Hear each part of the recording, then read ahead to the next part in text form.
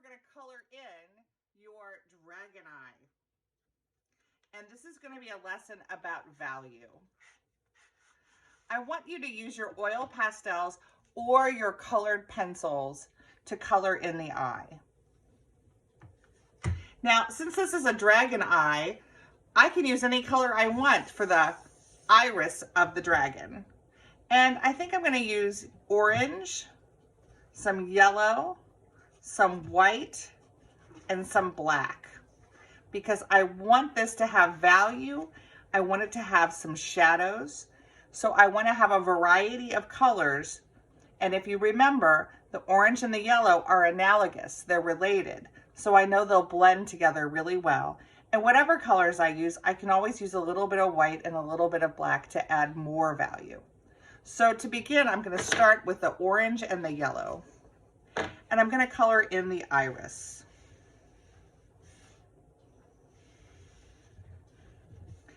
I'm also going to color around these little circles that I put in, because those are going to be like reflections of light on the iris.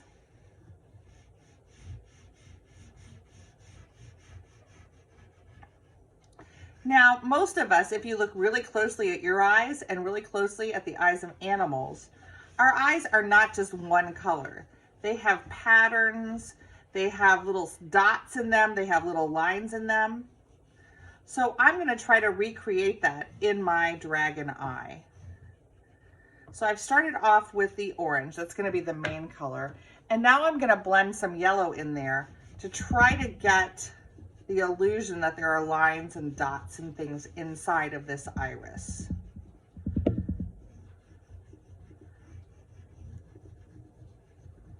And I'm just coloring right over that orange. That's the way I get a really nice blend.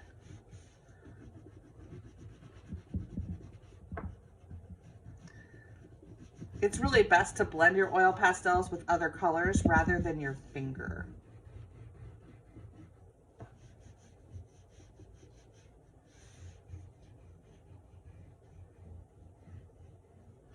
Now, part of this iris is covered up by the eyelid. I'm going to use another color that's analogous in my color scheme. That's red. And I'm going to use that as sort of a shadow.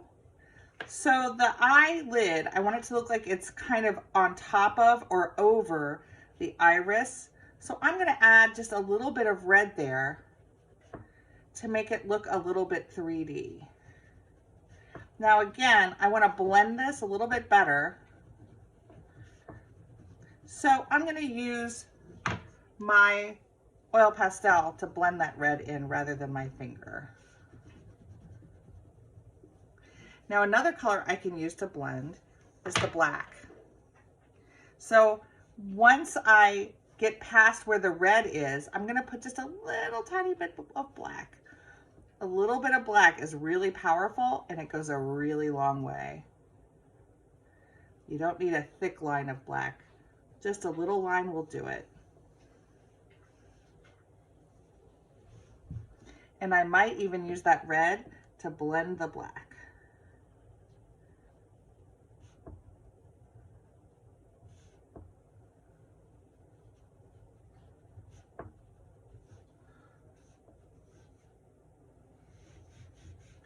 I might even bring that red around right here. Maybe there's a little bit more of a shadow. Now the pupil of the dragon's eye, I'm going to make it black.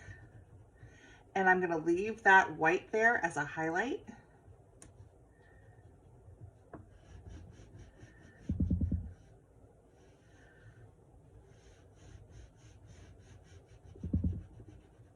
You can use any colors you want for this.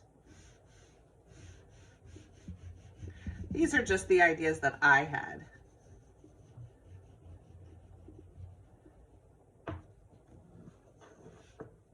It's already starting to look a little bit 3D, and I'm really excited about that. I can already tell right here I need to add a little bit more red to make it look like that eyelid is projecting sort of a shadow onto the iris of the eye.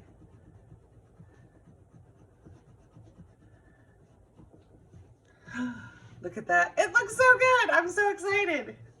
Now here's another little trick. If the eyelid is over the eyeball, there's going to be some shadows in the whites of the eye. So I'm going to add a little bit more black. I'm pressing really lightly because, again, black goes a long way. Maybe there's a little bit of a shadow here at the bottom too.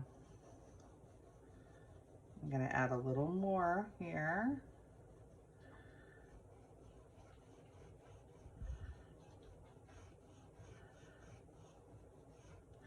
And now I'm going to blend it with the white oil pastel. So I'm just going to go right in there, and on top I'm going to rub the white oil pastel. Now I'm going to skip the iris because the iris is not white and I don't want to make that gray. I'm going to leave that alone. But in the whites of the eyes, the white part, I'm going to blend that black.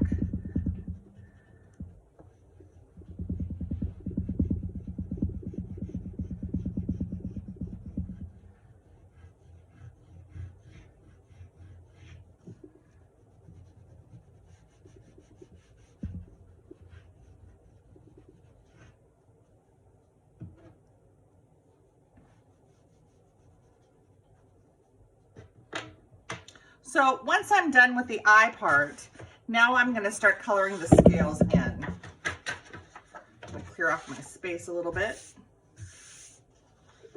And again, I'm going to use analogous colors. So if I start off with green, let's say I want to use green for the scales. Other colors that I could use are blue. I could use greenish yellow or yellowish green. I can use yellow. And then I can always use black. Oh wow, there's a lot of analogous colors if I use blue. I can use light blue, and I can always have my white out. So I'm going to start coloring the scales in. And maybe I want this to be more like a blue dragon. So I'm going to start with blue. And I'm not just going to rub this crayon all over the scales.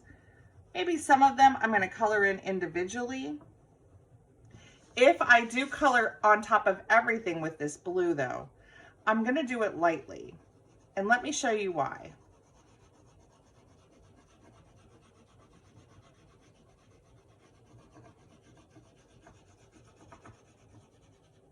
If I decide to do it that way, I'm going to have to go back in and trace my scale pattern. And for each little scale, I'm going to have to decide if it has a highlight or a shadow in it. I also have to decide if it is blended with other colors. But each scale really needs to be treated like it's its own thing.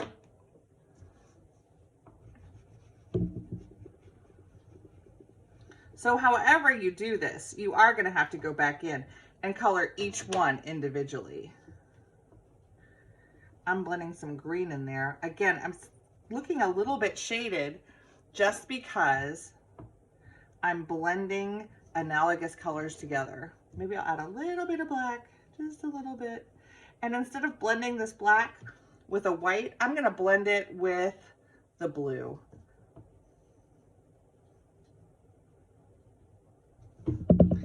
So I'm starting to make my scales. And since I did that one that way, maybe I'll do all the other ones in a similar way.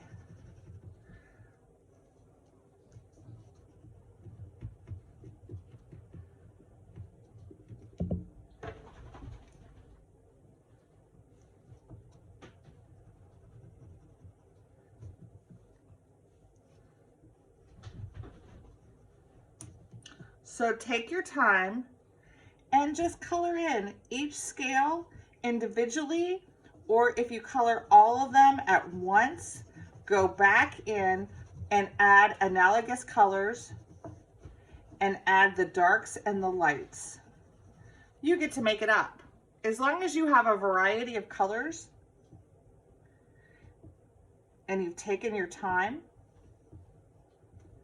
and you make the scales similar in similar areas, that means sort of the same, it will start to look 3D. It'll start to look like it has shadows. It'll start to look like it has highlights, and you'll do a really great job.